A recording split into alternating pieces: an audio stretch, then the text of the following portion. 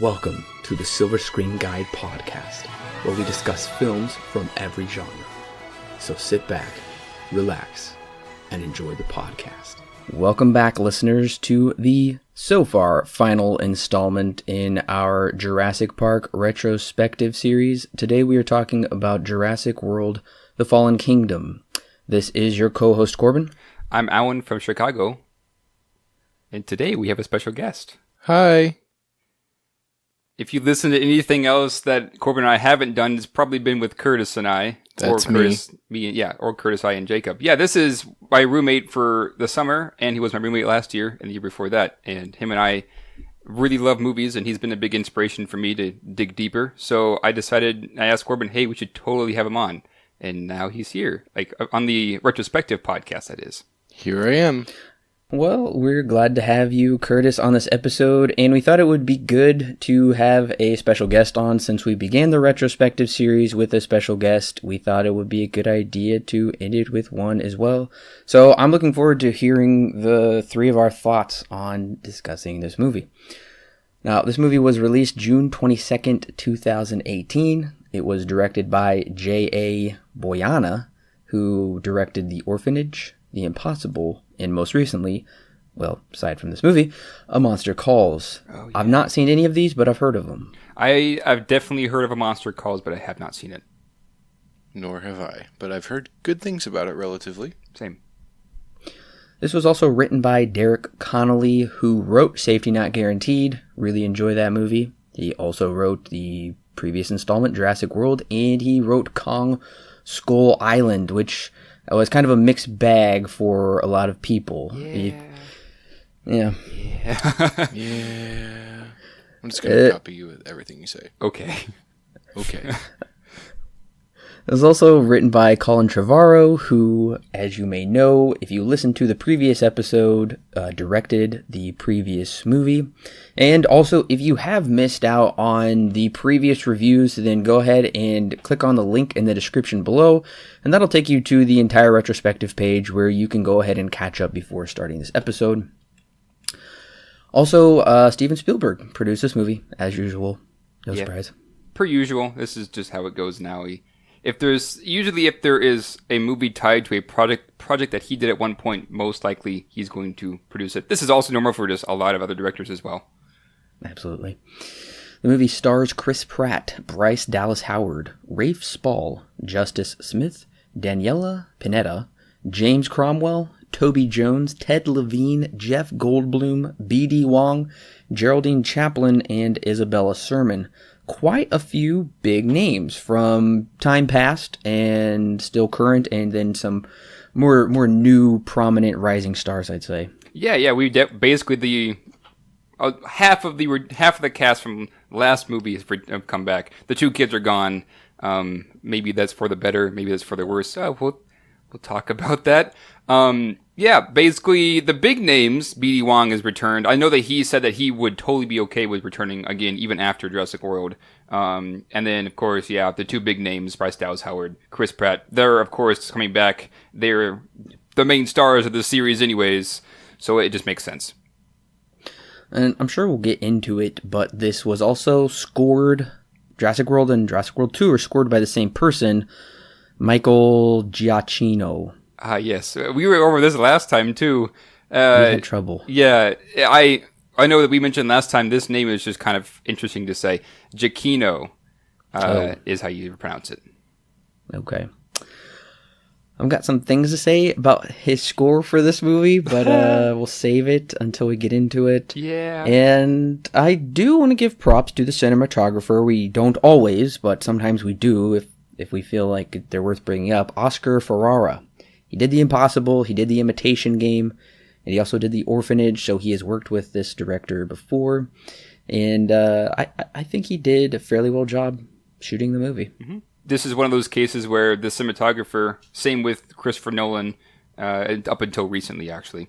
And a few other directors, they have one cinematographer that they just love and they stick with them. Same with, I guess it also kind of goes with actors. It just is a kind of a pattern. It is in Hollywood in general. Currently on IMDb, the movie holds a 6.6. No. Not the best. Yeah, and it's also, I know that's definitely a drop from the last one. That one's, I know, at least a 7 or higher. I don't know the exact score, but From memory, I know Jurassic Park is about an 8, I'm pretty sure. yeah, that makes sense. And they all kind of went downhill from there. I believe this is definitely higher than Jurassic Park 3, which was probably in the 5s, I think. Yeah, I think that's right. That one, I know that one was definitely closer to 5s. Jurassic Park 3 has a 5.9. Okay. Jurassic Park 2 has a 6.5. Jurassic Park has an 8.1.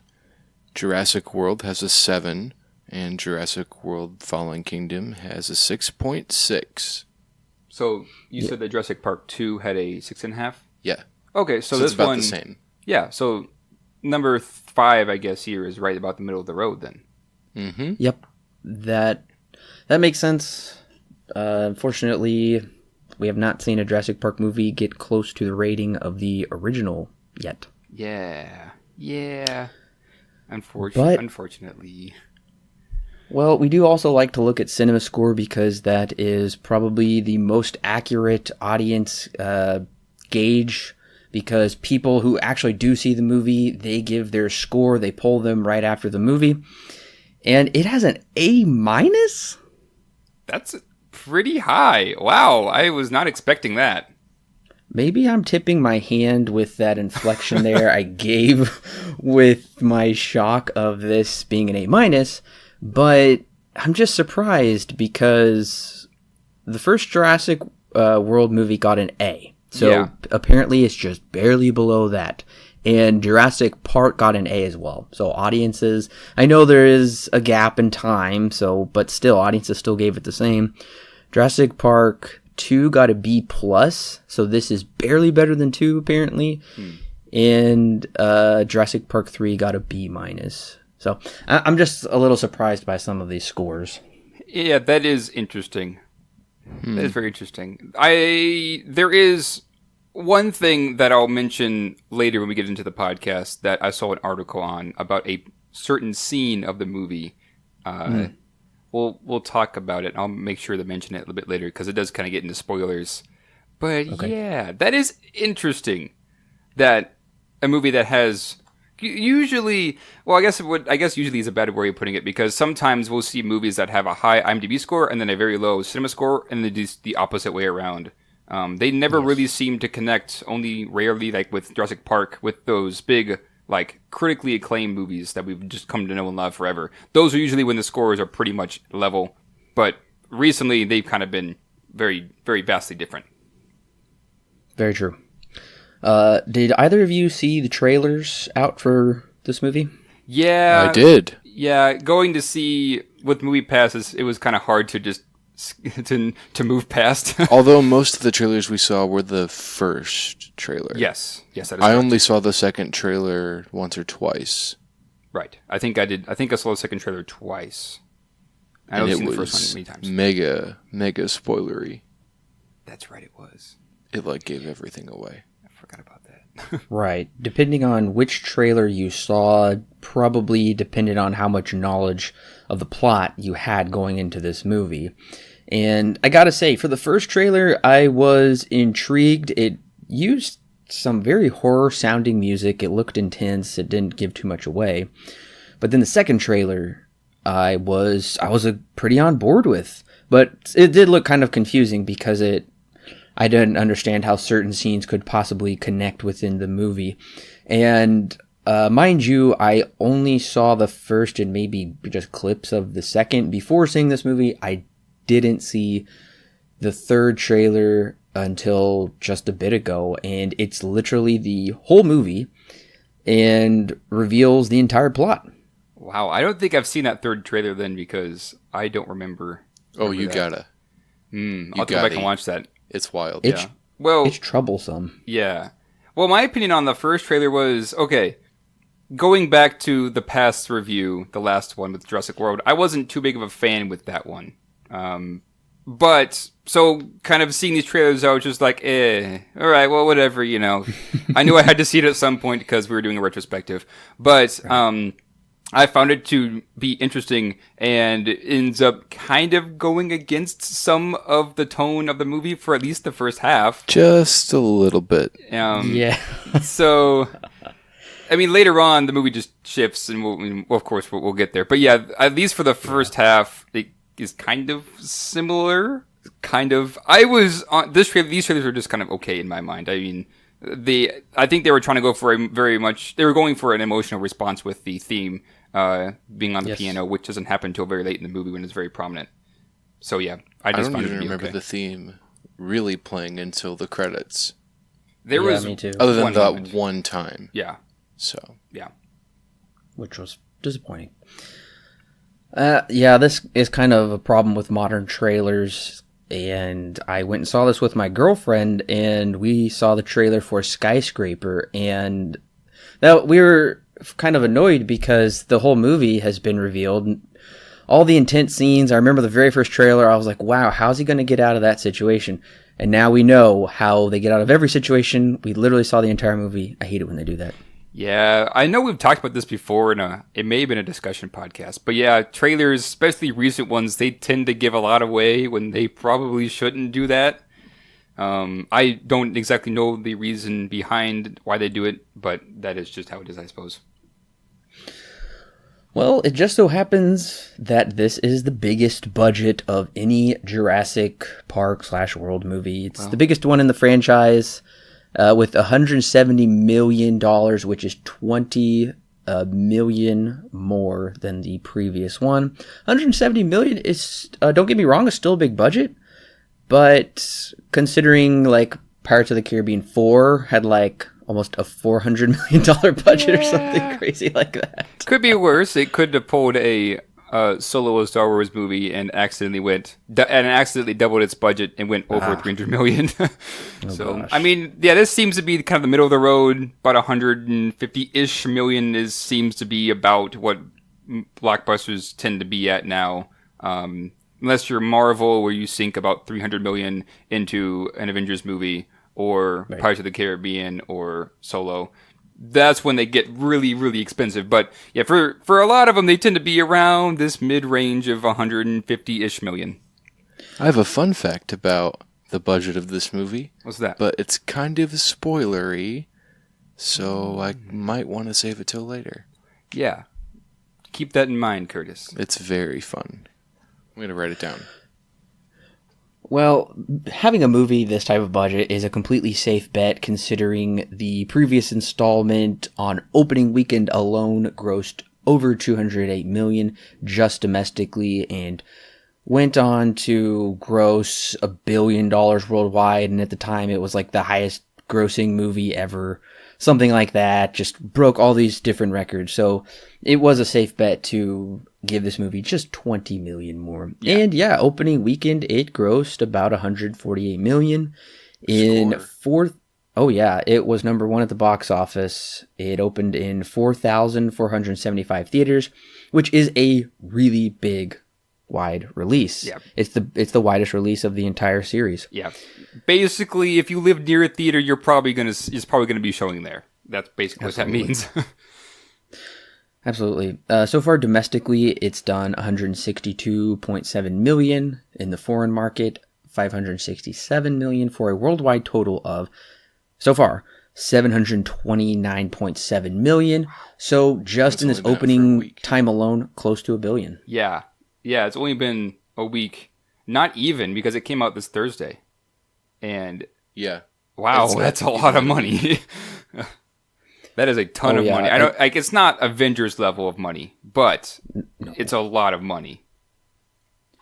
Yeah, normally there's like a race to cross 500 million, and this movie did it fairly quickly. Yeah. Yeah. But it did have to go up against, this is what I find interesting, it did have to go up against Incredibles 2, which came out just a week before this. And of course, that one also did really, really well in the box office for obvious reasons. Oh, yeah. Yeah, so we've got some pretty good competition, but this one did beat it out. And I just wanted to note, because I think this movie is too long, it's the second longest entry in the series. Which one's the longest again? Is that World? No. They are all like within a minute of each other, technically. Oh, okay. Okay. So I think this is a minute longer than the first, a minute shorter than the second, and the third is about an hour and a half long. Yeah, that's right. That's right. Well, are we ready to get into the plot? I think so. Let's do it. All right. I'm totally ready. All right, listeners, here is your spoiler warning. If you have not seen Jurassic World: The Fallen Kingdom and you don't want all of the juicy details spoiled for you, then go ahead and click pause right now, run down to your local cinema and grab a ticket, go see the movie, and then come back and hit play because we are about to spoil everything. It has been 3 years since the madness and mayhem caused the Jurassic World theme park to close and the island to be abandoned. But a new threat has emerged. This one in the form of a natural disaster. The dormant volcano on Isla Nublar has awoken and is threatening a new Pompeii for all the dinos inhabiting the island.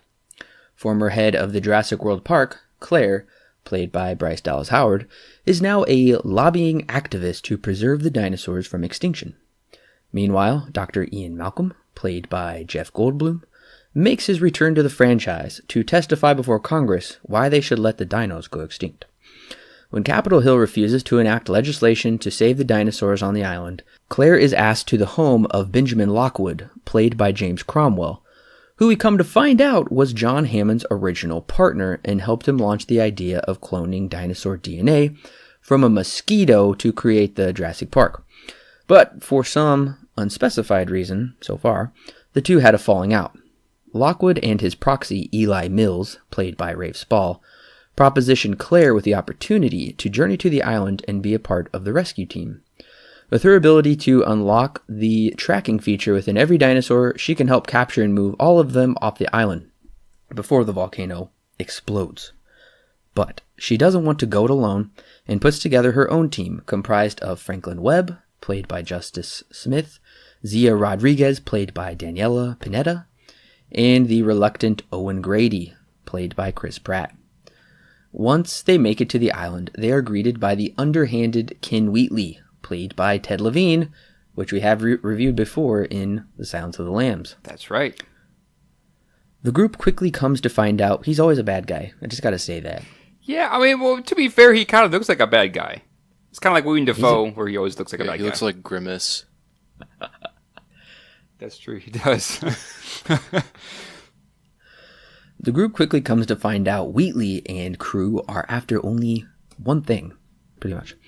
The sole surviving velociraptor known as Blue. Grady is tricked into finding Blue, and once he does, he is left for dead, and Blue is shot, leaving it in critical condition, which forces Zia to be conscripted into keeping Blue alive. Meanwhile, Claire and Franklin are trapped inside a bunker with lava quickly threatening to engulf the area and a vicious dinosaur ready to have them for lunch. The two barely escape with their lives, and with the volcano exploding, time is running out. The trio reunite and barely make it onto the boat, leaving the island behind to melt into the sea. Alright, that was the first movie, and this is the second movie. Pretty much. That is, yeah, basically my thoughts exactly. Back on the mainland, Owen and Claire realize the dinosaurs are being delivered to the Lockwood mansion. This is because the devious Eli Mills plans to auction the dinosaurs off to the highest bidder with the help of auctioneer Mr. Eversole, played by Toby Jones, so that he may become rich. When Lockwood's young granddaughter Maisie, played by Isabella Sermon, overhears Mills' plan, she is locked away, but not before she can alert her grandfather. For those of you who can't see because it's a podcast, Alan looks like he's done, and I think Curtis is feeling the same way. I'm just excited. Oh, this movie's hilarious. Once I was with you up until you began getting my memories back, and that we basically have an auction for dinosaurs, and then I was like, "That's right, I forgot it." Little cartoon characters twirling their handlebar mustaches. Yes. All I could think about was the beginning of Toy Story, when Mr. Potato Head character is like, "Ooh hoo hoo, money, money, money." Oh yeah, that's right. That's all I could think of.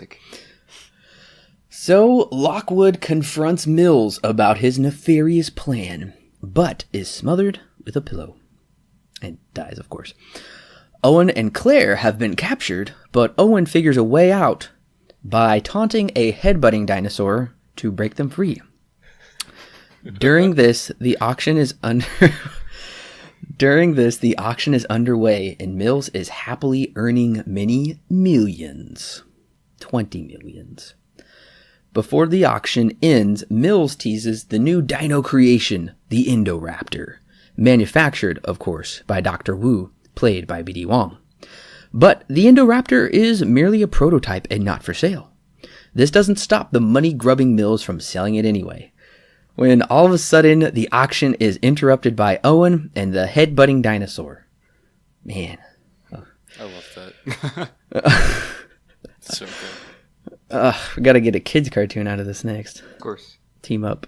Of course. When all the buyers are chased out of the building, the terror is just beginning. The Indoraptor escapes because Wheatley opens its cage to get one of its teeth for his trophy collection. It chases Maisie, Owen, and Claire through the house until Blue kills it. Also, Mills tries to escape but is eaten by the T-Rex.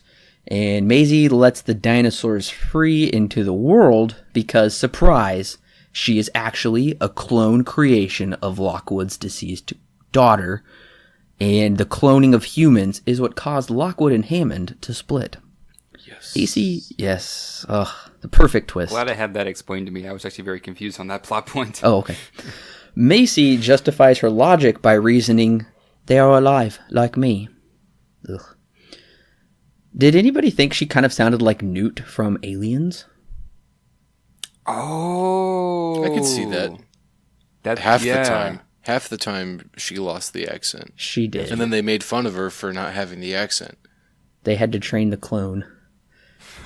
She's basically a worse Newt, and this is a worse Aliens. Yeah. It's nothing like Aliens, I'm just kidding.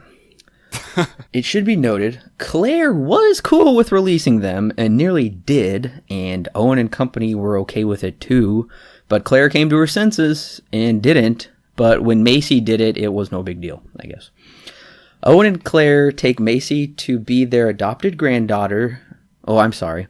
Owen and Claire take Macy to be their adopted daughter in their remote cabin, and Jeff Goldblum is still testifying before Congress when he looks directly at the whole time when he looks directly at the camera and states, "Welcome to Jurassic World," as we see dinos headed towards the suburbs as credits roll. If it isn't clear already, I'm pretty sure I can speak for all three of us. We're just trying to hold ourselves together before we actually tear into this movie. This is ridiculous.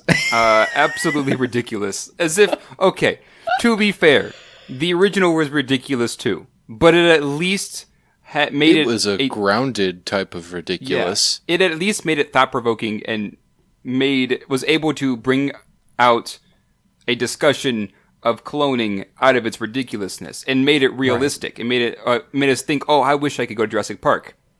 This is like an episode of Looney Tunes. Yeah. Yes. Yeah. Yes, the first one did bring in those ethical issues. It established interesting characters that were unique, built their arcs, and brought it all together in an organic way. This is trying to talk about ethical issues that are... It is? It's absurd. It's completely absurd about whether these dinosaurs have rights and whether they should be preserved. What is Congress's role? Nobody cares. So I was very worried when we got to this point. But I didn't mention in the plot summary the very beginning of this movie. Oh, I honestly though, you don't miss much if you don't mention it. So, well, what did you guys think of it though? Like, what were your feelings when the whole first sequence of the movie? It was stupid. I was wondering because when I walked in this movie, I had heard that it maybe wasn't really all that good, but I carefully kept myself away from opinions. Partly, it was also kind of easy because it was just released. But I walked in, I was like, okay, well, we'll see where this goes. And then the we see that really small submarine come by, and I was like, kind of odd, but right, whatever, you know. Mm-hmm. And then I think it was about the time when we first see the big fish dinosaur that's in the first one. No. It was when we saw it was the skeleton of the Indominus Rex. And then I was like, all right. I had this feeling from then. I was like, I think I know where this is. I think I know where this is going. And from then on, it just progressively got worse. So yeah, the whole first sequence was just a callback to when can't think of his name, Newman from Seinfeld, when he dies in Jurassic Park 1. Oh yeah, all the way down to the yellow raincoat. That's true. It was so dumb. That's true. Well, I guess you could also make the comparison of it's similar to the first one in that opening scene as well, because that's when the dinosaur is released. And then, of course, you have the callback here of basically we now realize that dinosaurs are still here and that kind of stuff, and that they're wondering, oh, should we get them off the island or should we let them stay? But the problem is it did not grab me like it was supposed to, like the first one did. Well, I guess I felt a different way. I thought it was well shot. I was interested. This whole scene taking place at night, I thought the use of lighting was well done with the flashing, and you see the T-Rex, and then he comes to get him. So I did find this opening exciting. You're right, Curtis. It is definitely recycled from the first one, and most of this is what most of this movie does, is it recycles a lot of plot points and even visual callbacks from pretty much all of the previous movies, which is something that we'll talk about, the originality of this movie. But regardless, I was excited in the beginning.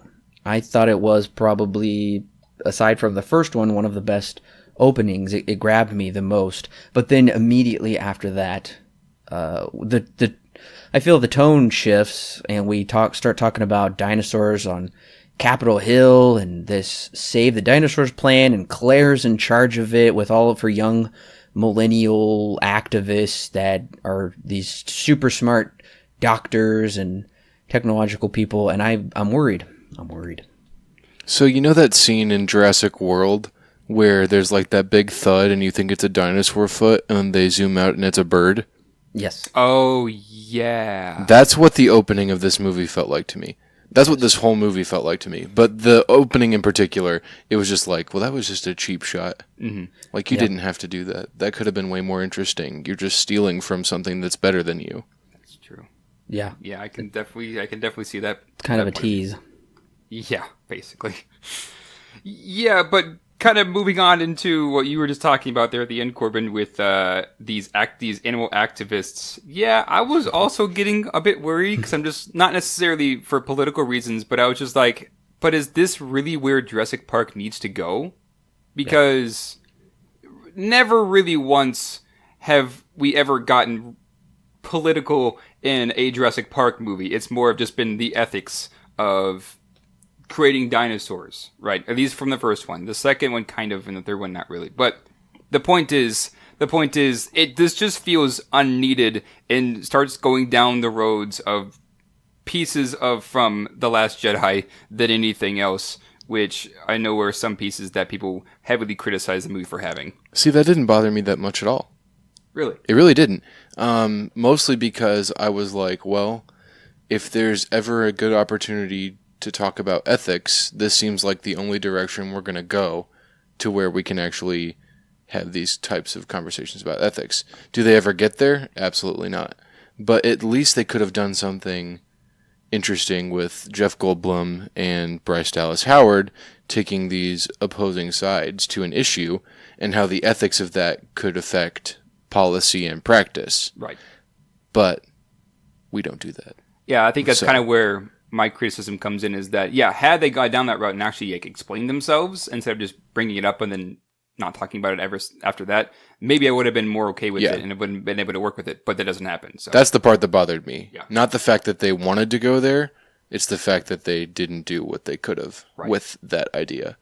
Right. Yes, I definitely agree. There is not very much character motivation behind these decisions. We're just supposed to accept, oh, this is what Claire wants to do now. I don't know why. And this is a noble cause. But then we get the opposing voice of Jeff Goldblum, whom I'm disappointed only cameos for about maybe 2 minutes of screen time. Honestly, if he was written out of this movie, nothing would have changed. Nothing at all. It makes his cameo kind of pointless in my mind. Right. So other than just another useless callback. Yeah. Right.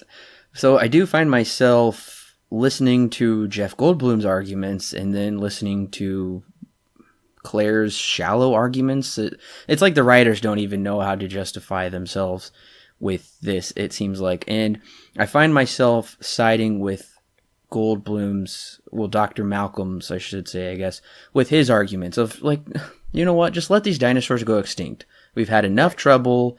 We're not going to use taxpayer money to go move them somewhere. And I'm that's where I'm at too. I'm like, that's it.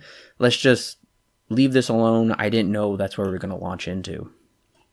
Yeah, and this also kind of comes onto one of my criticisms is it feels like we just forced this story to happen because I wasn't aware that there was a volcano on Isla Nublar in the first place. But okay, fine, I suppose I can, get around that. It's not that big of a deal, I suppose. But the problem is, it just feels like they forced this volcano so hard that it begins to mess up the story. Because, what you were just saying, in the plot summary, we get two movies crammed into one. And so when this first movie ends, it's just like, it goes by so fast that it almost leaves nothing to be desired, and it feels like everything just kind of went by.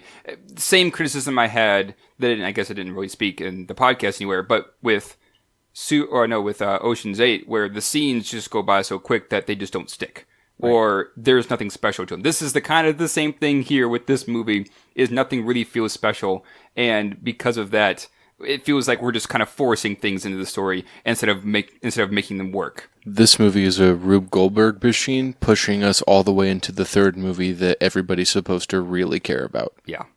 Yeah. Right. And there was a article with an interview from the writer and director of the previous movie, Colin Trevorrow, who was basically saying the second movie that we're reviewing now is kind of filler, and all he really cares about is making the third movie, and he felt the only way for him to get there is to create this movie, and that's really disappointing because that doesn't say, like, I really care about this and making this a good thing.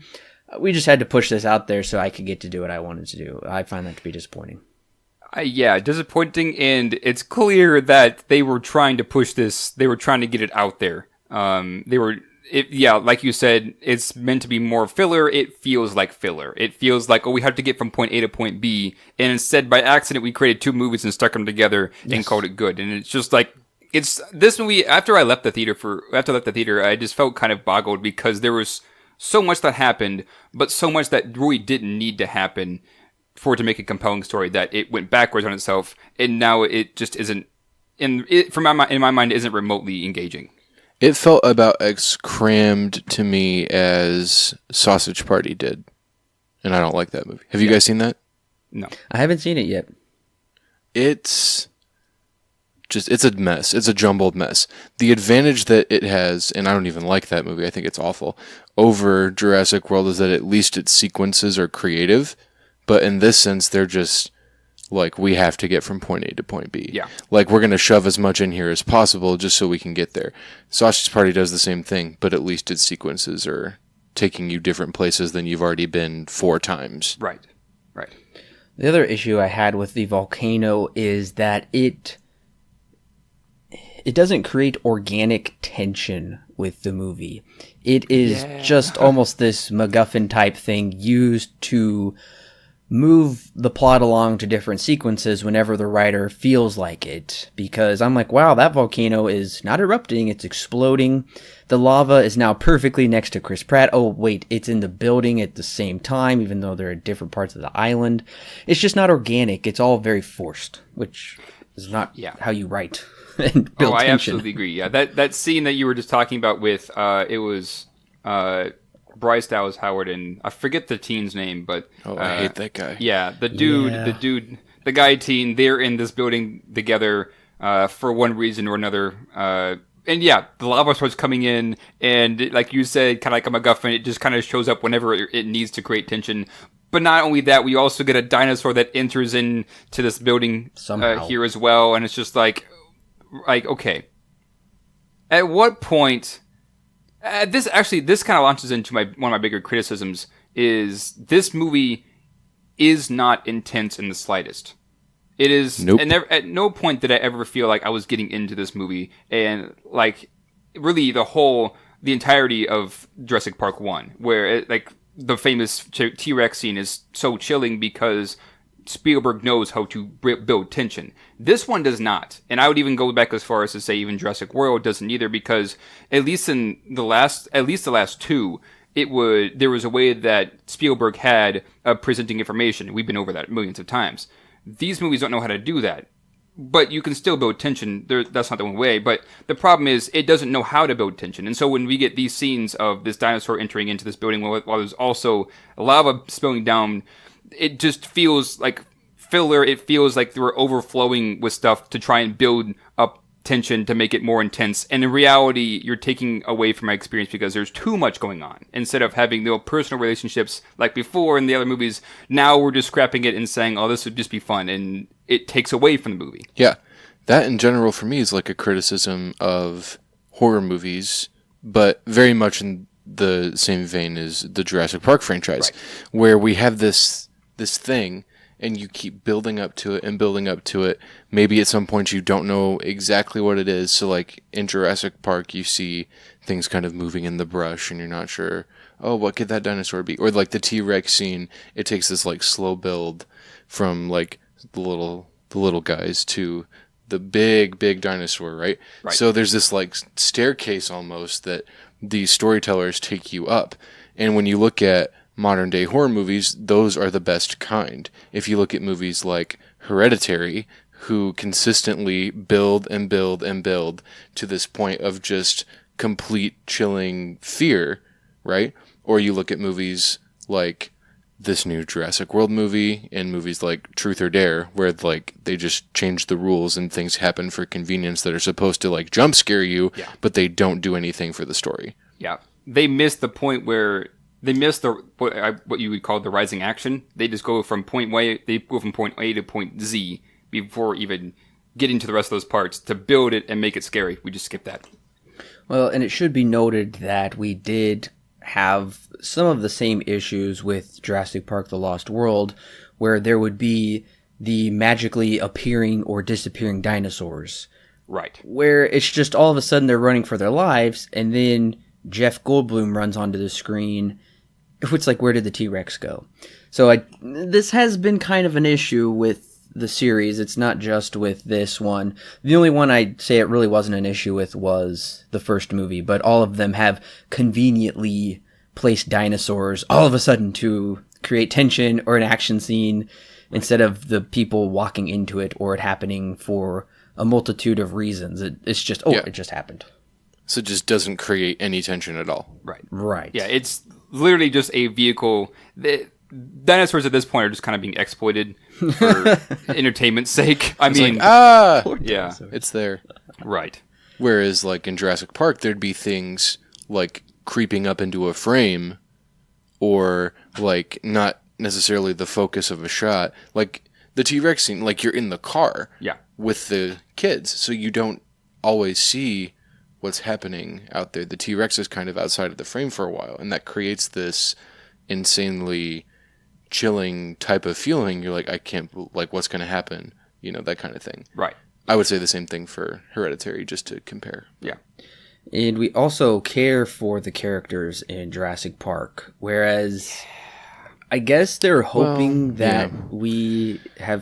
we've already cared for them in the first one, so now we don't have to do any more character building. And I didn't care about them, though. in which one? The fourth one, Jurassic World. I didn't Oh. care about those characters. No, anyway. I didn't either. Just the writers are probably hoping that their job is done and these characters can just stagnate, essentially. Yeah. And I will say we have one too many characters in this movie where, especially the, I don't remember his name, he's played by Justice Smith. He definitely could have been taken out. Not funny at all. Is that the IT guy? Yeah. Yeah, he was awful. Oh yeah. The girl sidekick I thought was fine. I kind of liked her feisty personality a little bit, but I didn't care I'm for glad her. you thought she was fine. She wasn't there long enough for me to pay any attention, honestly. Yeah, she didn't. I just don't think she was too much of a detriment. But once again, I don't care really about her. And I gotta say, I did have a big issue with Chris Pratt's character in this movie because he was Superman. He could get them out of every situation. He's like one of those, kung fu stars in a kung fu movie where they can do anything and, fly on walls. It seemed like they're just that good. And that just got old to me because that definitely cuts the tension when, there's no creativity, there's no problem solving. It's just like, I'm awesome. I can do anything. And I can fight. Yeah, that can work sometimes, like convenience sake and that kind of thing. And they could have played that up for humor because Chris Pratt is pretty funny. Right. Like, he can be very funny, right? So if you're going to make him this, like, MacGuffin whatever, and your movie's already basically a cartoon, why not just, like, capitalize off the fact that that's what you're doing? No need to keep that part grounded, right? Make it, not that I'm saying this is a good idea, because I don't think it is. Yeah. Make it like the Deadpool of Jurassic Park, where things just happen and you're like, oh, well, now I can make a joke about it, but it's just an excuse for me to write this thing into the movie. Right. And that would have played better for me than what they did right now. Right.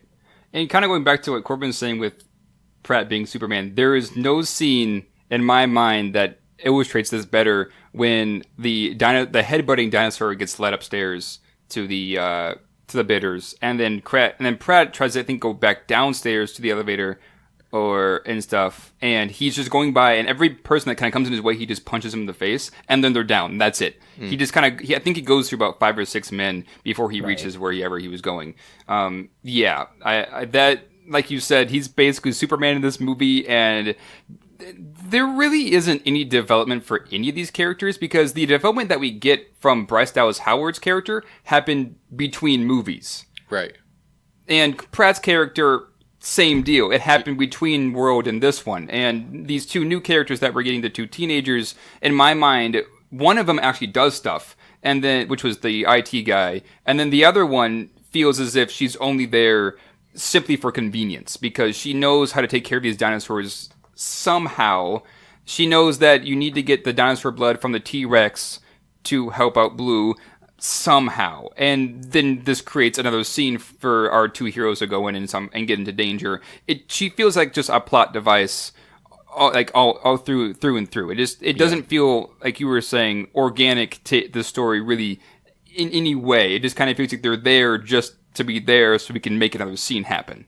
So the scene that got me for the Superman thing was when he gets tranquilized, and then he wakes up, and the lava is like slowly surrounding him or whatever, right. And he somehow just stops being tranquilized, and just like spider crawls his way out of the lava and like over a tree somehow, right. And then he just is like, well, that was close, and like winks at the camera. I was like, that's so stupid. Yeah. I also felt they're in pretty tough situations with dinosaurs. One would assume you would be scared, and I know Chris Pratt is tough, he's dealt with the raptors, but still, I just don't ever get this, like, we are in life-threatening danger, this is a really intense situation. It's like, nah, I got this, we're gonna get out of it. And especially when the ball falls off the cliff into the water, and he dives off the cliff and rescues them, and it's like, of course. Forgot about that. Yeah, by the way, that ball still works somehow? Well, I think it just Whatever. rolled with inertia. All right. I guess I can take that. But it just seemed kind of odd that it worked or that it was able to even get moving in the first place. And then he comes down there with a gun. Yeah, and where did he get shoots that? the glass thing with a gun, and then they somehow get out. But he had to shoot it twice and had to go out for air in between. Yeah. So good. If it isn't obvious already, this movie kind of removes all logic. To be fair, this is not anything new for these movies. But yeah, at this point, it's hard for me to get into it because it feels like they're making stuff up and making up conflicts for the sake of trying to make it more intense. When in reality, like I mentioned, it just kind of backfires. It feels like you're a kid. Like, remember when you were a kid, you would, like, make your own board games and, like, try and teach your family how to play them, and then if you lost, you would change the rules at the last second? Yeah. That's this whole movie. Yeah, that's a good comparison. Yes, it is. Well, I leaned over to my girlfriend, and I said, this feels like the climax of the movie. And Yeah. Oh, it does. So when I saw the trailer, I'm like, oh, okay, that's the climax, and they're kind of ruining it for us, but little do I realize this is kind of the halfway point in the movie, and this is the first climax. I don't know if I've ever seen a movie before with like two climaxes or multiple climaxes like this in falling action and all this stuff, but Yeah. it's weird how they took what possibly could have been the whole movie if they would have just taken their time to first establish these characters, their motivations, and then going to the island. And once again, in every movie, it's always hard to get these people back on the island. That's the whole beginning of nearly every movie, except for the previous one, I guess. But it's always, let's convince these characters to get on the island, and then they do, and then everything goes wrong. This movie took that and then just truncated it and squashed it together. And This scene with them on the island trying to get as many dinosaurs as they can and then get off the island is an entire movie of its own. And for some reason, they decided to squish it into about 45-ish minutes. To get from point A to point B, and to roll on into what we consider to be movie number 2, which is when they're back on I think the U.S. I suppose is what it is. Well, if you didn't see the trailer at that point, you're like, well, now what? Yeah. Well, exactly. Now what happens? What's the point of any of this anymore? Yeah, and that's exactly what I was thinking. I hadn't seen any of the trailers that really told me the plot. I knew there was going to be this chase through the house. We were going to get this Resident Evil haunted mansion type movie. I did not understand how that was going to tie in with this because they look like completely different movies. Yeah. But yeah, I thought the same thing. And I'm thinking, where are we going from here? And then when we learn it's all about money, oh dear. So good. Oh. I love it. Okay, I think this is where my biggest criticism stems from for this movie. It would have been right after part 1, when Ela Nublar is basically blown to shreds. It's no longer a thing. It's gone forever now. Ela Nublar is not inhabitable anymore. Right. In my mind, and from what I'm seeing, this is, whether they meant it or not, this is basically redefining Jurassic Park as we know it. Because at least in the last few movies, especially the last one, yes, there were things in there about making money off the dinosaurs. There was talks of even there's a site B, but never once did the island be completely wiped off the planet. We just moved from one to the other. It was always either Nublar or whatever the other one was. I forget the name of it. My point being is that with Ela Nublar gone now, and with us solely focusing on selling the dinosaurs for a profit, we have now completely redefined what does it mean to be a Jurassic Park movie. In my mind, this is not a Jurassic Park movie. It is a movie with dinosaurs. Oh, yeah. Absolutely. And I don't know...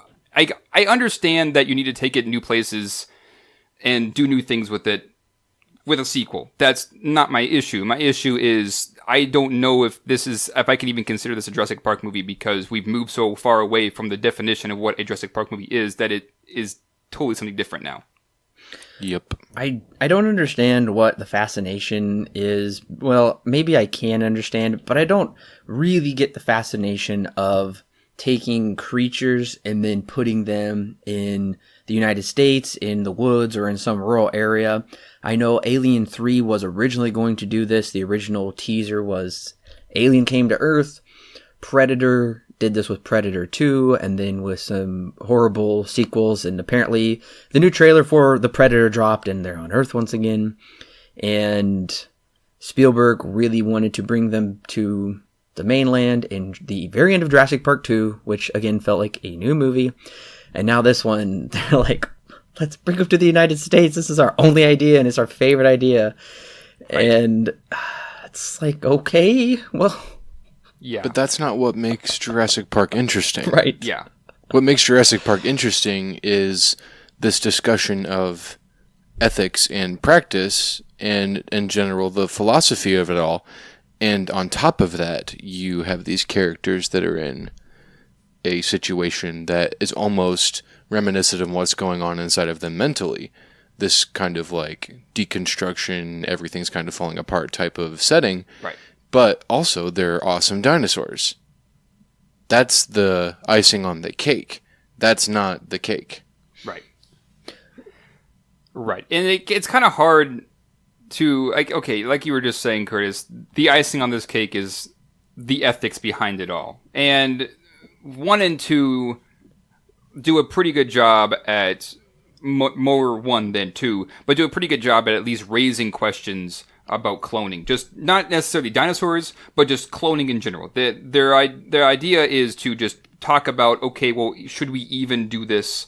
Cloning in general, is that even a good idea for life, for genetics, and things like that? 3, 4, and now 5 have ditched that idea, although 4 has some stuff in it that I can say that is somewhat redeemable for that movie, where they do talk about this stuff and they bring it up. But these 3 don't kind of skip past that, and like I just mentioned, instead of this one especially being a Jurassic Park movie, it's just a movie with dinosaurs. And of course, you can exploit that to Kingdom Come with movies with dinosaurs. You can do anything you want with that. The Asylum's been doing this for ages. Sequel after sequel after sequel. Yeah. For eternity. Yeah. Well, and the other exciting thing about the first one was it did take the ethics and it said, let's run a real world simulation and see how it goes. So we get to see all these, theoretical talks of, we can reconstruct this from bones or from DNA, and we're going to make a bunch of money, but what will it actually do for us in the long run, to see the effect of all of that. And all of these movies have pretty much been missing that. Just kind of ethical setup, and then what is the real world effects concerning that. And this movie has none of that. It tries to say, what if we lived in a world without dinosaurs? Well, we've already been doing that forever. And then we're not there yet. We're not there to the end, but I'm just so confused which side the movie lands on, because it's really confusing. But both, neither. Yeah, it doesn't even know. It in and of itself doesn't even know where to land, so it just goes, I will just end it here. Their response transcends our reality. Before we get to that, though, there's one character that we haven't talked about, which I found to be quite surprising and kind of retconned some of the, I guess in a way it did, but in a way it didn't, that of Lockwood, who we come to find out was John Hammond's original partner, very much like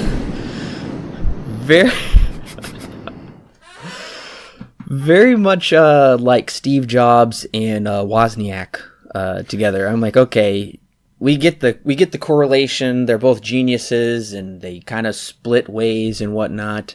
And he's essentially the new John Hammond for the movie. Yeah. What Curtis, a crappy substitution. Yeah, I was about to say, it sounded like you had something to say about this. Yeah, I do. And it goes a little something like this.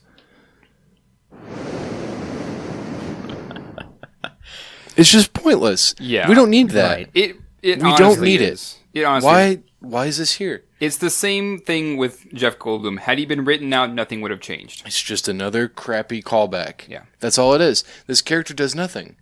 He sits there and is the Hammond of this movie, but anybody who's seeing this movie that's not a little kid hopefully already knows about Hammond. Right. So this aspect, like the spirit of Hammond, could have been captured without having some guy in a wheelchair with a clone granddaughter. Right. What a dumb thing. Yeah, it's really dumb, and his proxy, protege, whatever you want to call him, Eli Mills, he might be the worst part of this movie. I've only seen him in one other thing. I've seen him in Prometheus, and I guess he did fine in that. But he's kind of the one that gets the real plot of this movie rolling by getting Claire to come to the Lockwood Mansion. He gives Claire basically no details. He's like, we're going to save him, and you can go and help. But she's like, so where are you going to put all these dinosaurs when you save them? She never asked that question, and we never know. It's a surprise. Yeah. It's stupid how she goes in with so little details. And somehow we have enough room at the basement of this giant home to house all of these dinosaurs, because not only is that safe, but that's totally logical. But it's on the negative third floor. Yeah. So there are 2 other negative floors. What's on those? I want a whole movie about what's on the other 2 floors. Yeah, of this that mansion house. is big enough where it could be a movie all on itself. What else do they have in here? So This is floor negative 3. from a bit of the trailers where we see the Indoraptor chasing the girl, I thought that might be mostly the premises of the movie. Is this horrifying cat and mouse, very Michael Myers-esque chase movie where they are going through this giant mansion and giant floors, kind of like Resident Evil in a way. And I don't know, they come in contact with these crazy dinosaurs. It's very horrifying. I don't know. I'll say that could be interesting. I don't know if you could make a whole movie out of it, but that's not it at all. They squandered the idea and ruined it. So Yeah, they really tried to push that this is going to be the biggest part of the movie, is this Indoraptor. Just really the Indoraptor in itself. In reality, it's only in here for like the last 15 minutes. They kind of tease it every once. Yeah, they tease it every once in a while in the movie, but in reality, the only thing it's here for is, once again, just to create conflict, just because the screenwriters feel that we need it, I guess. It doesn't really do much. Now, we skipped a major part before the Indoraptor, I forgot. and that is the auction. Yeah, we do need to talk about this. Oh, I love the It's auction. like literally sitting through a real auction because it's like in real time. Yeah. We have to go through all of it, and they don't even make that much money for dinosaurs. They're like, yeah. So, the fun fact from before is that the total cost of all the dinosaurs, including the Indoraptor, amounted to less than the budget of this movie. oh gosh, perfect. It was less than 170 million. Good. I think it was like 120. I don't remember for sure. Yeah. But it's at least $50 million less than what this movie cost in real life to pay for. So Good. stupid. For a dinosaur that there's only one of in the entire known universe. Exactly. Yeah, he's like, but this one is worth 20 million, and I'm like, really? It probably cost that much just to make it. Try like 200 Yeah, million. yeah, exactly.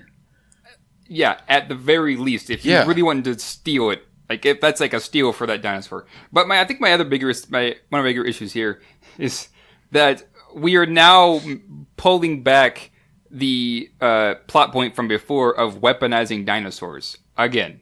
Oh, why, yeah, though? you're right. Yep. Yeah, they bring that back in this one. They don't do anything with it except for maybe mention it and say, hey, the Indoraptor. Well, that's why they're trying to sell it. Yeah, they can totally weaponize, and it totally has the agility to do anything better than a human can. And it's just like, well, yeah, all dinosaurs would be able to do that. Well, I was just going to say, my that seemed to be like the whole point of the auction, I think, was these people could use them as security or weapons or something. And I'm like, really? Right. Again? Like, get off it. Yeah, but they're just selling them to cartoon characters. Yeah. It's just like, that guy... $1 million. Yeah, like Austin Powers. Yeah. Or like the guy with the handlebar mustache that always tied the girl to the train. Yep. Snidely What show is Whiplash. that? Dudley Do Right? Yeah. Yeah. Yeah, it just... this kind of feels as if this is an allegory for how this movie was made. Because they're just selling off a bunch of stuff, and it really doesn't. Okay, yeah, I know it's a commentary. It's very clear this is saying something about these rich people versus the middle class who want to do something obvious. I feel like that's obvious. My point is, this just is so ridiculous because yes, they made $120 million in total, less than the budget of this movie.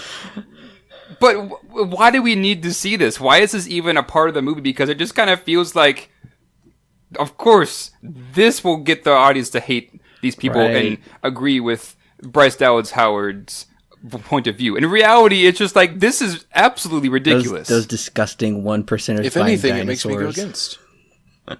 What? Oh, I just said those disgusting 1%ers buying their dinosaurs, flaunting it in our faces. Yeah, what the heck? Exactly. Oh, it's so funny. It just took me out of the movie completely. Oh, and then the little guy, the headbutt stuff, starts like knocking people up against the wall like 8 feet high. Yeah. And it looks like a lot cartoon. Of force there. Yeah. It was so funny. I laughed out loud. Yeah, it was at that moment where I legitimately laughed out loud, and at that point the movie had just already lost anyways, and I was just like, okay, well, what else can they do? I wanted it to be over. I'm like, when is this going to be over? I kept clock watching. One more thing about the bidding scene. Every time they would bid, it would automatically go up on his computer. I don't know how that works. Yeah, it kept changing the number, like, you know, those like little flip. Yeah, numbers. yeah. It was like doing that, but on a screen. I just loved his smile, where he's just like, and it just showed them more money, and he's like looking, it's like 50 million, and I'm like, you work for like a super rich guy, like you're rich already, so I don't know what an extra 50 million is going to do for you. And he's ready to, and he like smothers him. He's got to kill him and lock Maisie away, and we don't know what she is. And I was like, that's really rude. And then we find out she's a clone. Yeah. Speaking of Macy, we find out late into this movie that she's a clone of Lockwood's daughter. Yeah, this is another one of those. I just leaned over I was like, are you kidding me? Yeah. Yeah. What purpose does that serve? We already have the cloning ethic. Right. And this could be very interesting. This could be very, very interesting to bring this and relate this to the dinosaurs had they done it in the right way. But once again, it almost feels like we are avoiding any kind of deeper discussion just in general. So instead we just go, we'll put this here, but we're not going to talk about it. And Macy's character is by far the best example of this, is because it's a human clone from a dead daughter, a dead human, right? As far as we know.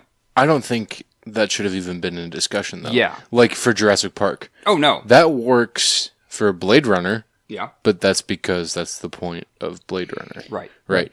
But Jurassic Park already has the means to discuss the things it's been built to discuss. Right. Why do we need to add this? And perhaps they're trying to go down the route. I know we talked about this in a past podcast. Of one of the ideas for one of the scripts is to start merging dinosaur DNA with human DNA, but they don't do that. It's just a cloned human, and so once again, it's just kind of like, okay, well then why is this here? Only reason why is so we can have the ending where she pushes the emergency escape button because she has a connection with these dinosaurs, and it's like, are you kidding me? And the dinosaurs don't even look that good. Yeah. Yeah. Some do. Yeah. There are scenes where I was impressed.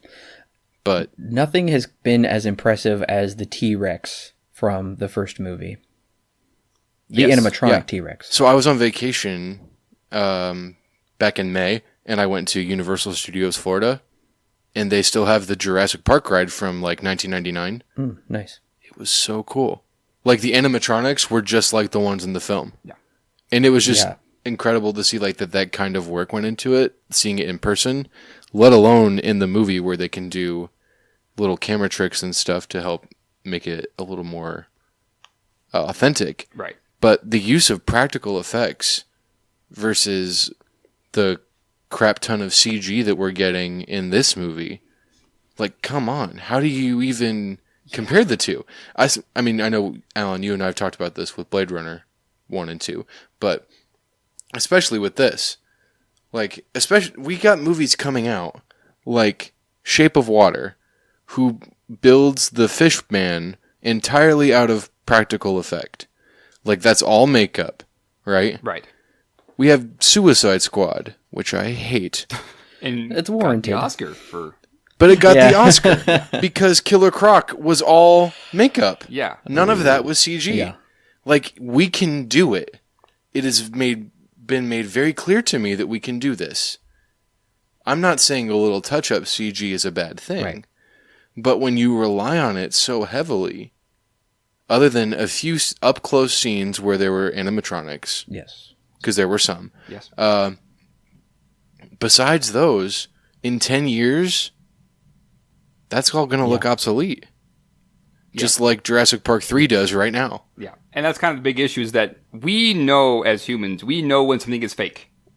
Especially when it's something that's meant to be, especially when it's something that's meant to look real and it isn't completely real. We know that. And that's kind of why, even though we praise the CGI in the original, there are moments where it's like, okay, well, I know that is CGI. Oh, yeah. But at least with that one, it does it in a way where it makes sense. This one is very heavy on the CGI, and you know it's fake because it clearly isn't real. There is better CGI. I would even point to the last two Planet of the Apes movies that we've gotten. Oh yeah, know how to utilize CGI in a way that makes it look very, very realistic. Even though you might in the future we might see it. Okay, well that's kind of fake. It still makes you believe that it is real. This one is not necessarily in that way. It isn't. It isn't that on that level of good, and that is unfortunate. But on a franchise that's so built foundationally on the use of practical effects, on an original movie that, in a sense, almost changed the game as to what practical effects can do to create these new worlds and these new stories that could have never been told this way, unless you're looking at the original Godzilla or King Kong or something. Right. This is a brand new level for movie making. Why would we just throw a bunch of money at the screen and be like, well, here you go? Yeah. That just doesn't make sense to me. I completely feel the same way. And it's amazing because the first Jurassic Park, I believe, was made on a budget of $63 million. This was made on a budget of $170 million. And this movie took about 3 years to make. They could have done more practical effects. They could have made a more animatronic thing. I don't know why they didn't. I'm disappointed that they didn't because especially during that T-Rex scene in the first movie, of course I know it's not real, but I don't even think about it while watching the movie. Whereas with this, there is so much CGI, and sometimes it does look fairly well done, but then at other times, it gets tired, and I'm like, okay, I know this is all CGI. This is just, it does take you out of the movie. Did you guys think the design of the Indoraptor? What did you think of the design? Well, I would say it at least looked better than the Indominus Rex. But when you really get down to it, I mean, yeah, the design does look pretty cool. I'll give it that much. But because it's used so often, I feel that the impact of anything else that it does is just greatly taken away from. Oh, I would have gone the other way around. Oh, yeah? Yeah, I think this new guy looks really dopey. It's clear that he was just a hodgepodge of a bunch of random genes that they just threw into it. Yeah. So, one of my bigger complaints with Jurassic World is that they just keep going, oh, by the way, here's this other thing it can do. And in this movie, they don't really do that. They just kind of make him look like that's true. Yeah. At least in the other one, the Indominus Rex had its own kind of look to it. This one looks like it was just a cross between all the animals they could think of. And then you got a dinosaur. Right. But I see where you're coming from. Yeah. At least from an aesthetic point of view, it looks a bit better. But like you were just saying, it feels like they took a bit more creative freedom than they probably should have. Yeah, I guess the color design with black with that yellow stripe, I thought looked fairly decent. I felt like it did look too close to the Indominus Rex, but a smaller version. It kind of walked and carried itself the same way, had some of the same features. I yeah, they're still trying to press that whole point of it has the infrared homing technology to latch onto anything, whatever. And we get that really goofy scene where it tricks Ted Levine's character in the cage. It's with the tail. Oh, and it my word. winks at the camera. Yes. Oh my! That was the scene. Okay, that scene when Ted Levine popped in. This is once again one of those. Oh, well, we have to have something here. And Ted Levine's character and his tooth collection never comes back anywhere in this movie except for this one moment. This is the reason why it's in this movie. That little plot point for his character. It's Hitchcock's gun. Obviously, Chekhov's gun. It's whatever. Yeah. I don't care anymore. This movie has ruined me. Yeah. No, it was so funny. Like, that was the most cartoony moment of the whole movie. Yeah. Because it was like, uh-oh, I'm going to get him. Wah, wah, wah. And then he, like, winks at the camera. I was extremely confused. With the Indoraptor, that's what it's called now. I was really confused because I thought they were teasing it for the third movie. I didn't think they had built it yet because I'm like, oh, that's why they need the Indominus Rex tooth. They need the DNA or whatever from Blue the Raptor, and then they're going to make it. But they didn't need either of those, apparently, because they already made it. And I was very confused on... I guess Blue was supposed to be its mother. Don't know what the tooth is for. I still don't get that. But they already made it, so I don't get it.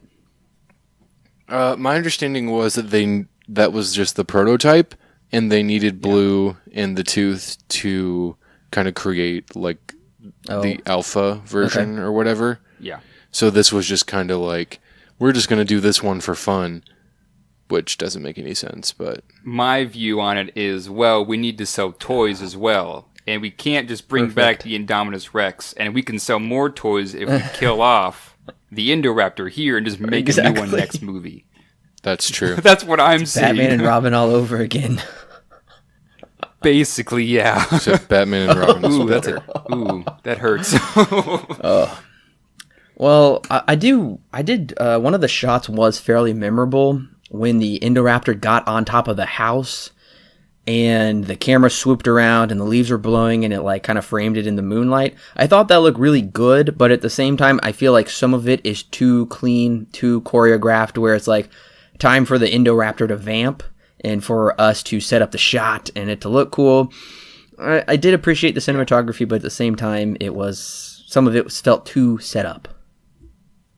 Yeah, I absolutely agree. Had they set this Indoraptor up a lot more, like a ton more, this would have made this shot, although it does look good, 10 times more effective. Because there's a lot of potential here, but they don't do that at all.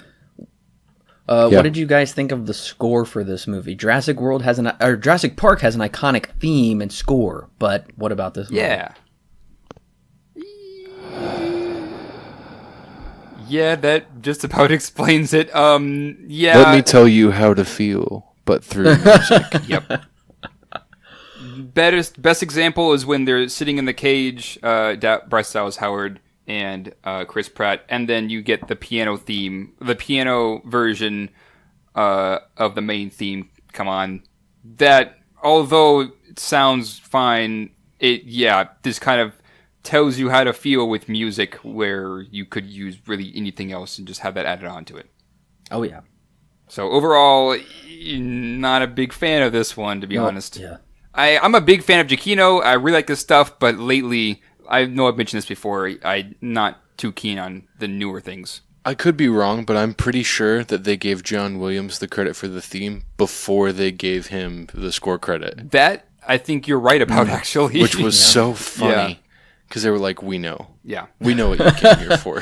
Yeah, I was really disappointed with this score. I felt like he listened to some King Kong scores as they're traipsing through the jungle, like the 1933 version, and they're like, let's do that. It just felt, kind of like a ripoff of a lot of stuff. It didn't feel unique or organic. It did nothing for the movie. I was very disappointed with it, and I know... Yeah. Giacchino can do better than this, so I'm disappointed. I just felt like he really coasted on this one. It just stuck out to me, and I was really disappointed to. Yeah. I didn't hear the main theme until the end credits, but I guess they played it during that scene, but it was sorely missed. Yeah. Yeah, there was also a couple other moments where I noticed it. I mean, it's pretty subtle. That scene when they're in the jail cell is really the most unsubtle it is until the very end credits. There's a couple moments where they mess with it. I mean, it's really just really all it does is just take the main theme and put it into a minor key and just slow it down. That's really about all it does. It doesn't really do too much to add on to it or make it different and make it fit the movie. It's just there just to convey some kind of message or to convey some kind of emotion. It doesn't always work. Well, I find this ending to be incredibly stupid, where they are faced with this dilemma. Should they set them free, or should they let them die? And the obvious answer is they should die. That's been the point of every Jurassic Park movie up until this point. Right. Is that we shouldn't do this because life cannot be contained. Life finds a way. Yes. Right. But we had to have an excuse to make the movie that Colin Trevorrow really wanted to make. Right. Exactly. This ending scene is It's maddening. At one moment I was thinking, okay, maybe they actually will kill off the dinosaurs because of Bryce's character, where she's like, maybe we should just let life do its thing, even though this is a situation where humans have totally intervened. And also adding on to that, this moment is very contrived, but I digress. She, I guess, decides that, I guess this is a small character arc for her, because in the beginning she's wanting to get the dinosaurs off, when in reality the probably should have just stayed on the island, because that's just how life works. Whereas here she gives into and says, I'll let them die. It's the life is how it works. But then it's undermined by our girl, whatever her name is, Macy, who has a connection, and that's them free. I don't know how they got out when they're 3 floors under, but they did somehow. Maybe they all took turns in the elevator. I hope that's true. Yeah, that's a good point. They're supposedly 3 floors underground, but there is a door leading to the outside. I don't know. That would have to be really deep. Yeah. You'd have to dig a lot to get that opened up like that. I hope the third one opens with them all in jail, because they've committed so many felonies by... First of all, they're not supposed to even go on the island. Second of all, they're complicit in moving the dinosaurs. Third, they let them into the wild. And they probably just... A bunch of people are dead now, probably. And that's their fault. So. Oh, yeah. Oh, I'm picturing like a Mad Max Fury Road yes. type of setting when when the third movie opens, with just like desolate wasteland. Everybody's like a caveman now. That'd be hilarious. That'd be very funny. So. Yeah. John Goodman makes a cameo as Fred Flintstone. Well, I don't know what they're hoping the audience is supposed to be feeling, as if we're supposed to be sympathetic to their plight, because none of us are. My girlfriend and I, we were just frustrated. We were frustrated through most of this because we were picking apart all of the flaws, and we were constantly like, do they think we're stupid? And we're just... Yeah, that's just the bottom line.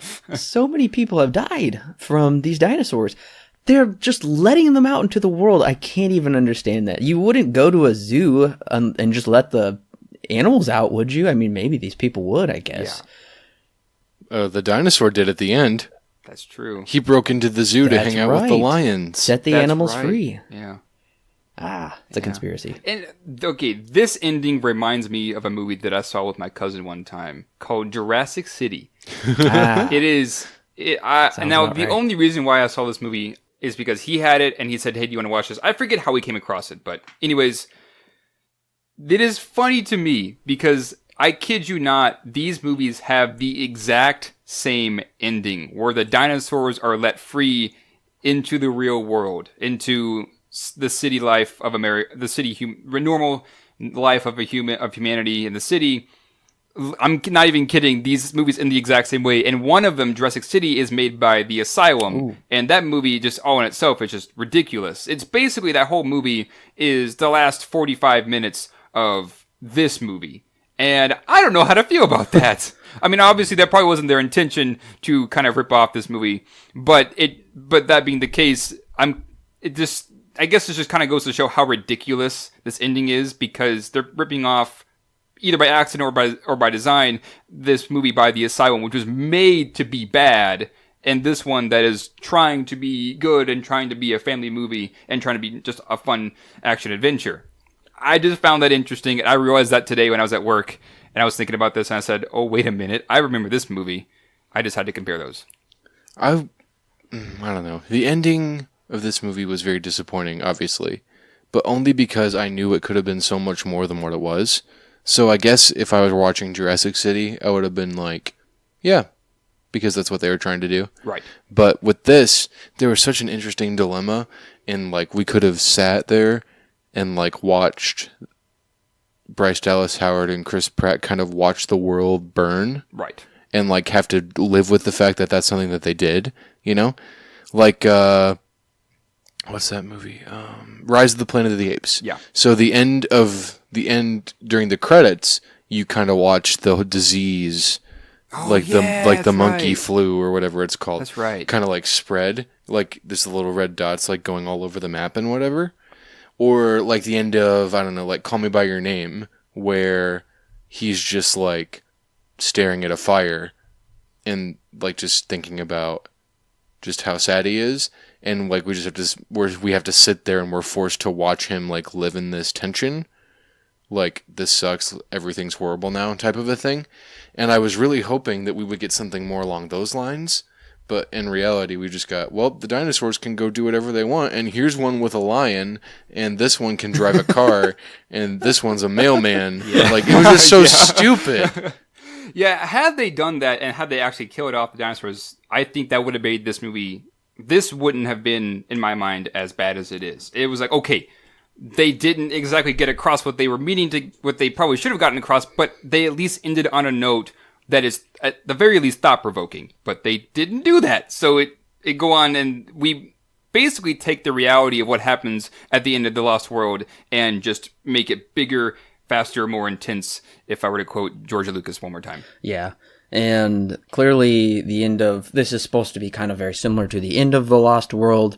And that end of The Lost World was supposed to be the third movie. Spielberg wanted that for a third movie, but then he's like, nah, I want to do it now. We'll just tack it on. And that's clearly what we're going to get for the sixth installment. And it could have been done better, even just by the characters' expressions. If they would have given more gravity to the situation and conveyed that to us, then I could have been more on board in it, because I couldn't have been farther from how they feel about it. Oh yeah. I agree. Yeah. And the other thing too is the reason why this ending is the way it is that way now we can have infinite sequels. Forever. With dinosaurs now living with humans on the on the main continents, or at least in our case, the USA, you have an infinite possibility of sequels here. There is in no way, any way that you can stop this movie at this point, because how are you going to ring together all the dinosaurs that are just let loose and kill them all, or whatever you want to do with them? You can't do that. This movie now has infinite sequels, so they choose to do so. And I can see that happening because this is a big moneymaker. Jurassic Park is same as Star Wars, just a big moneymaker. They could just remake movies, like real movies now, but like put dinosaurs in for different characters. Yeah. Oh, I want that a lot, actually. It's like taking the dream sequence, then what happens in number 3, and making it a reality. Alan. I want like a Truman Show, but Truman is a dinosaur. Oh, no. You know? Like Truman's just walking around talking to humans and other dinosaurs and stuff, and then he realizes he's on a TV show. My mind immediately went to the Disney TV series just called Dinosaurs. Oh, yeah! Where it's like the husband and wife. The Jim Henson one? It's like a sitcom, but they're all dinosaurs. They are all puppets, or I don't know, people in suits or something. This is what it'll be from now on. Good. And you know what else this reminds me of? Theodore Rex. Now that I think about it, now that we're just on this subject. Oh, no. Because that's a movie about a dinosaur. One of the main characters in that movie is a dinosaur who is also going on this investigation with He's Whoopi like Goldberg. a detective. the more I think about this, the more I'm just like, this almost comedic genius. Oh, the possibilities. That's not going to go there, we of don't know course. that. But Oh, I hope it does, though. yeah. Because I'll pay to see that. Yeah. So, Yeah, so this sucks. so Alan, Curtis, what is your rating and recommendation for Jurassic World: The Fallen Kingdom? Alan? Like I said earlier, this movie basically redefines what we know as Jurassic Park. I mean, they've kind of been slowly moving towards this, I've felt, since we got, I would say, 3. I've been feeling that they've been trying to make it just a generic action franchise. Definitely was revived with World, but my point being that this is no longer Jurassic Park. This is a new breed of its own. I would even consider it a spin-off of Jurassic Park, not a continuation of the story. Yeah, this movie is 2 movies that are both the length of this movie, but they trimmed them down and stuck them together and said, this is the movie. And that the reason why that doesn't work is because at no point do any of these characters really ever grow. At no point is there any development for these characters. At no point do I ever really care about the plot, both in terms of where our main characters are going and in terms of where the enemy is going. There's once again, these scenes fly by, but they don't have enough substance in them to make them stick. And so when you leave a movie that's 2 hours long, that's supposed to be a lot of fun and supposed to be a movie with dinosaurs, that's really all it ends up being is just a movie with dinosaurs and nothing more. And so when I walk out of this movie and I'm remembering the first one and how amazing it was, because it has a Spielberg way of touching on every single age that it can, while still making it interesting for every single age. We've moved past that. We are now more towards I would even say 16 and under crowd instead of everyone like Spielberg did. This is not a good movie. This is probably the weakest Jurassic Park movie that I've seen, and that's saying a lot because 3 is not very good. So I can't recommend this. This is honestly the worst one that I've seen so far, and I actually can't believe that people are crying over one scene, and that'd be the scene when I think it's the Bronchiosaurus, it's covered by smoke as the boat's rowing away. And you see like the rumble and the light from the lava in the background, and you see it like easily in distress. But people are apparently crying over that. That is beyond me. Anyways, score, I don't know. 3 out of 10. This is a not recommend. I cannot. There in no way can I say that this is anywhere close to a Jurassic Park movie, except the fact that there are dinosaurs in it. 10 out of 10. Strong recommend. Of course, I need you to do this. Classic Curtis. Go see it. No. This... I guess it depends on what you're looking for. This movie takes everything that's good about Jurassic Park and just takes a big dump on it, but so did the last one. If you liked 4, you're going to like 5. If you didn't like 4, don't see 5. I'd probably give it a 3, because I think I gave Gotti a 2, but I am Gotti, so that's okay. I love Gotti, but for different reasons. As far as this goes, I wouldn't personally recommend it, but that's because I care too much about what Jurassic Park used to be. In response, I would just recommend you to pretty much any movie I talked about between here and there that did the things that I said better, other than maybe Sausage Party, because I think that movie sucks too. And Suicide Squad, that movie sucks. But I guess I'd give it a 3. And as far as a recommendation goes, it's really up to you, I guess. If you liked 4, you're going to like 5. If not, then don't waste your time. I personally wouldn't recommend it, but that's just me. The trailers for Jurassic World: Fallen Kingdom intrigued me. Its predecessor was a decent enough movie, and I would say the best sequel to the original Jurassic Park. I was intrigued with this movie because the trailers depicted 2 different narratives, and I heard the story was headed back to its horror roots. Well, I was majorly disappointed. Yes, this does have possibly the best opening of any Jurassic Park movie, but that's about all it has going for it. And the Indominus Indorex Raptor was pretty cool looking. But these two things don't make up for a stupid plot about saving the dinosaurs, a cartoonishly money-grubby villain, little clone girls, and justifying letting the dinosaurs commit more slaughter on the innocents. I found myself bored and tired of this plot. I don't hate the movie, but it's possibly the worst installment in the franchise. The first film focused first on the characters, building suspense, and then you got to running away from dinosaurs. We cared about the characters and their substantial arcs and feared for their lives in terrifyingly crafted situations.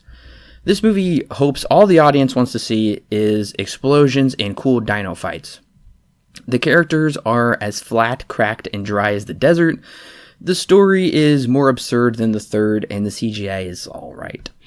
Unfortunately, I have to give Jurassic World: The Fallen Kingdom 4 stars out of 10 with a solid not recommend. I've seen worse in my day. Yeah. Unfortunately. I can agree. I've seen things like A Car's Life, so I know what I'm getting myself into. Oh, I don't want to be reminded of that. Well, you know what? All I'm saying is I do think some people owe The Last Jedi an apology for calling it the worst sequel in modernity, because I think this one just took the crown. Yes. I can agree with that. There are probably a lot of people who don't, but I can I can at least agree with that. Oh, I can. Well, listeners, unfortunately, we ended the retrospective on a low note, but hopefully you did have fun enjoying listening to us just kind of tear into this movie. It's fun to listen to those reviews where we get to kind of trash on the movie because the movie warrants it, and they need to give us a better sequel and treat us with more dignity and respect, and don't insult our intelligence and don't insult the franchise. That's just a beloved franchise, and give us this just a dumb movie. But anyways, I want to say thank you, Curtis, for joining us on the finale. Yeah, thanks for having me. Audience, I want to know what you think about this movie. Is this a good installment in the franchise, or is it the worst installment? Well, comment below and let us know. Don't forget to subscribe and like. You can find us on your favorite social media platforms. And if you're old school and you want email like me, then go ahead and head over to our website and you can get signed up for emails right away so you'll never miss anything. But make sure to share this review with your friends. We have a lot of fun discussing movies, and we have a lot of fun discussing them with you. So we want to share the Silver Screen Guide love and continue to discuss more movies with you.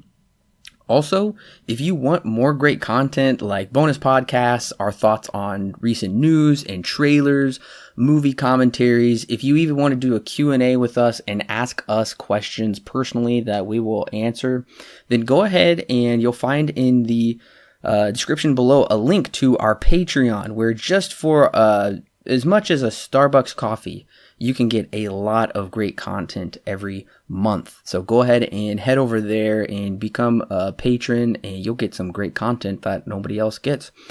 So once again, thank you for joining us on this retrospective series. We will be coming back if the time correctly... Oh, that sounded weird. We will be coming back if the release date is correct for Jurassic World 3. It is supposed to come out in 2021, so the retrospective will be resurrected just like these dinosaurs in a couple years. And I don't know if... I guess I'm not looking forward to it now. No, that's negative. I'm looking forward to it. We're going to have fun with it. I'll say this. You can take it how you want it. I'm curious to see where they will go. Me too. Well, listeners, thank you once again, and we've got some more great reviews coming to you soon. We will be finishing up our Ghost in the Shell retrospective. We're still going strong with our Halloween retrospective leading up to the brand new movie this fall, which I am super excited about, and continue to look for more great reviews in the archives. Go ahead and catch up. So once again, thank you for joining us, and we'll catch you next time.